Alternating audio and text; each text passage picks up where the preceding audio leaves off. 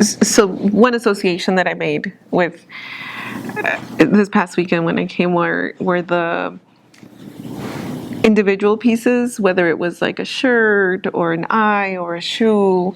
In many places around Mesoamerica, because it's not just in Mexico, if you walk into a Catholic church, the saints that are there often have these little milagros that are pinned to the saints' clothes, and what those are these petitions that people bring with them. They're as they pray and they're seeking some guidance or some help.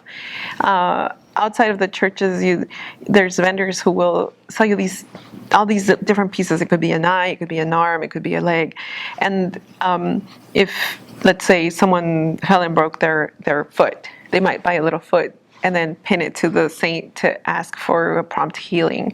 And so that's what I saw here. But the presence of this evil eye, el mal de ojo, which is quite prevalent in Mesoamerican, not just oral history, but in a belief system. So the belief that someone could give you an evil eye and cause different forms of pain or suffering upon you. And in many communities, you have cures for that. So you might have a cure or a form of protection. So when babies are born, often families will give them a little bracelet that has, it's called ojo de venado. It's a seed. The translation is the eye of a deer, but it's not really. It's a seed. But that's supposed to protect you from this evil eye.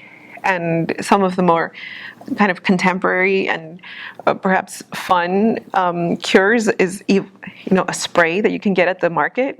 It says, a spray against evil eye. So you can spray it and be protected if you go out into the street. One of the associations, which I think would be really interesting to just think about, is that the evil eye is usually given to someone by an outsider, not by someone in your family or someone who loves you. The evil eye would only be given to you by someone who you may not know, someone who has no relationship with you. So I could see that kind of like who is causing evil, who is causing pain or suffering upon the people who are here, as the victims of violence.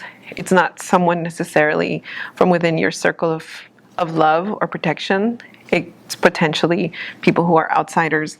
And I can see how I might be able to associate that in terms of the companies that are named and the perpetrators who are there.